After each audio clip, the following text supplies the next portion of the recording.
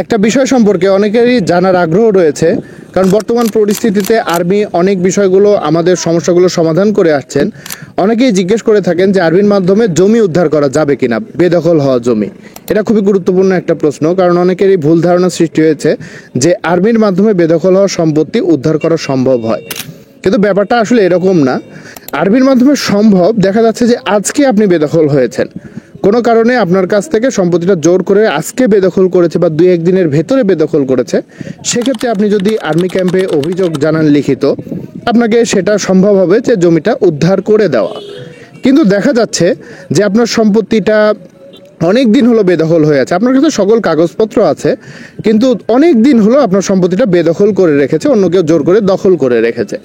সেক্ষেত্রে কিন্তু আর্মির কাছে গেলে হবে না, এটার জন্য নির্দিষ্ট আদালত রয়েছে। আপনি আদালতে যে তাদের বিরুদ্ধে মামলা করতে পারবেন। সুনির্দিষ্ট প্রতিকার আইনের ৮ ধারা বা ৯ ধারা, যে ধারাতে মামলা করা যায় সেই ধারাতে আপনি মামলা করে আপনার সম্পত্তিটা দখল কিন্তু উদ্ধার করতে পারবেন। তাই অনেকের ভিতরে এই ভুল ধারণা রয়েছে যে আর্মির কাছে গেলেই আপনার সম্পত্তিটা উদ্ধার করে দিবে। ব্যাপারটা সঠিক না।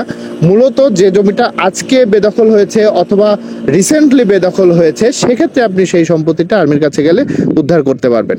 কিন্তু ৮ বছর ১০ বছর বা দীর্ঘদিন হলে বেদখল হয়ে আছে, সেই সম্পত্তিগুলো কিন্তু আপনাকে অবশ্যই কনসার্ন কোর্টে যে সেগুলো বেদখল থেকে দখল মুক্ত করতে হবে এবং নির্দিষ্ট নিয়ম অনুযায়ী কিন্তু বেদখল করতে হবে।